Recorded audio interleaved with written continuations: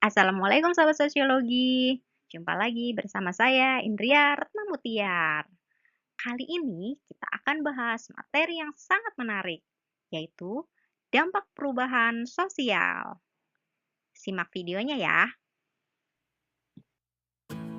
Dampak positif perubahan sosial.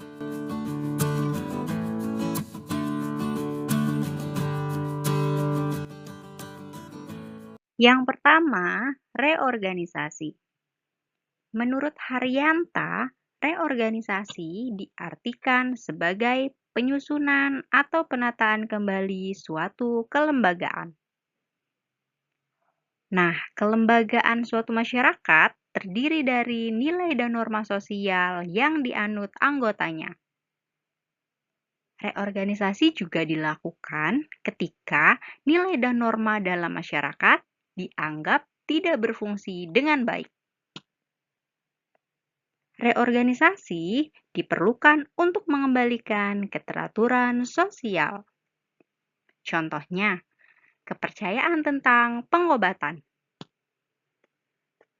Dulu, masyarakat berobat ke dukun atau ke paranormal. Nah, saat ini masyarakat cenderung berobat ke puskesmas atau ke tenaga medis. Dalam hal ini, berobat ke dukun merupakan nilai sosial lama atau unsur lama. Sementara, berobat ke puskesmas merupakan nilai sosial baru atau unsur baru. Yang kedua, modernisasi. Menurut Martono, modernisasi merupakan suatu proses perubahan ketika masyarakat memperbarui dirinya dan berusaha mendapatkan ciri-ciri atau karakteristik yang dimiliki masyarakat modern. Modernisasi mendorong perubahan gaya hidup masyarakat. Nah, manusia modern lebih mempercayai hal-hal yang mengandung unsur rasionalitas dibandingkan hal-hal goib atau yang bersifat metafisik. Modernisasi juga tidak terlepas dari kemampuan manusia mengatasi kendala ruang dan waktu.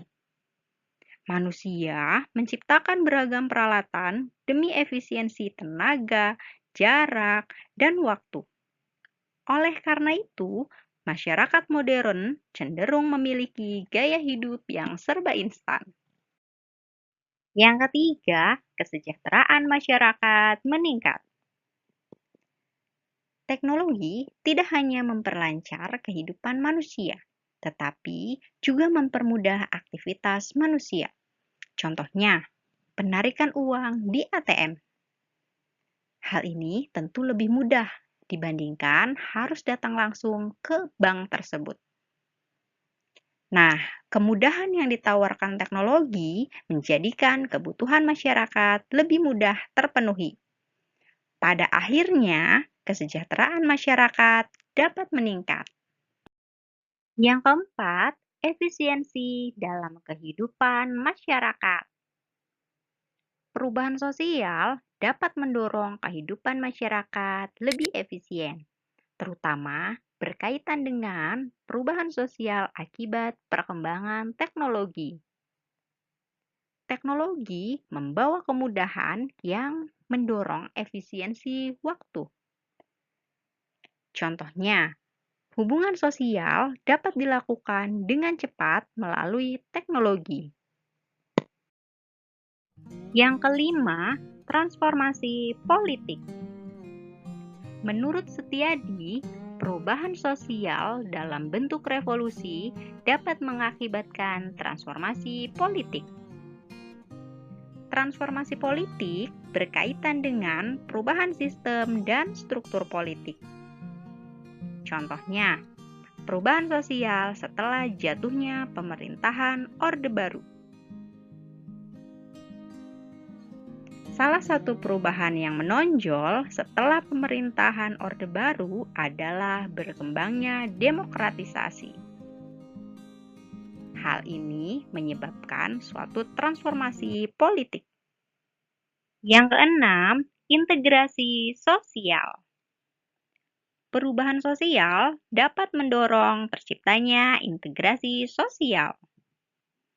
Proses integrasi sosial atau penyatuan sosial terjadi jika perubahan sosial membawa unsur-unsur yang cocok dengan nilai dan norma sosial.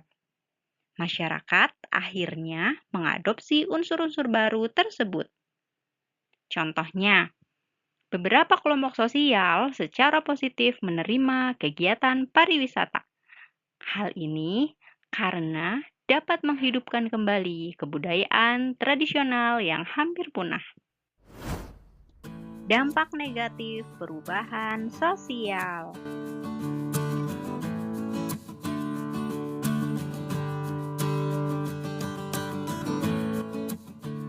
Yang pertama, disorganisasi. Menurut Kamus Sosiologi, disorganisasi diartikan sebagai keadaan tanpa aturan. Hal ini karena adanya perubahan pada lembaga sosial tertentu. Disorganisasi pada lembaga sosial dapat dipengaruhi oleh berbagai faktor, seperti bencana alam, konflik, dan revolusi. Nah, disorganisasi juga dapat kita amati dari tidak berfungsinya lembaga sosial dalam masyarakat. Sebagai contoh, akibat bencana alam, aktivitas pendidikan, ekonomi, dan sosial budaya dalam masyarakat lumpuh. Kondisi tersebut menyebabkan perubahan pada pola kehidupan masyarakat. Nah, menurut sahabat sosiologi, apakah fenomena COVID-19 termasuk ke dalam contoh disorganisasi? Komen di bawah sini ya. Yang kedua, cultural shock. Cultural shock merupakan keadaan masyarakat yang merasa kebingungan terhadap kebudayaannya. Keadaan ini dapat dipahami karena perubahan dalam waktu yang singkat, sehingga masyarakat kebingungan dan tidak dapat segera beradaptasi. Contohnya, seseorang harus beradaptasi ketika berada atau tinggal di luar negeri. Adaptasi tersebut diperlukan karena kebudayaan luar negeri berbeda dengan kebudayaan asalnya. Contoh lainnya, kebijakan pemerintah dalam menaikkan harga BBM. Hal ini membuat masyarakat atau sebagian masyarakat merasa kebingungan. Hal ini tentu berkaitan dengan bagaimana masyarakat dalam mengelola pengeluarannya. Nah, kira-kira bagaimana ya penjelasan antara keterkaitan cultural shock dengan kebijakan pemerintah menerapkan new normal? Komen di bawah sini ya. Yang ketiga, cultural lag. William F. Ogburn mendefinisikan cultural lag sebagai pertumbuhan kebudayaan yang tidak selalu sama cepatnya dalam keseluruhan unsur budaya lainnya. Artinya, ada bagian yang tumbuh secara cepat dan ada pula bagian yang pertumbuhannya lambat. Contohnya, pengguna internet. Banyak pengguna internet yang tidak bijak dalam memanfaatkannya. Kondisi tersebut menunjukkan perkembangan internet yang semakin canggih, namun tidak sejalan dengan perkembangan pendidikan moral masyarakat. Yang keempat, anomi.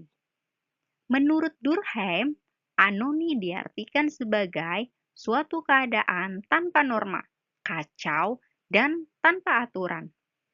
Nah, tidak ditaatinya aturan-aturan dalam masyarakat, sehingga muncul deviasi yang menunjukkan perubahan sosial, terutama perubahan struktural. Contohnya, akibat terjadinya revolusi, masyarakat kehilangan pedoman dalam berperilaku. Mengapa demikian?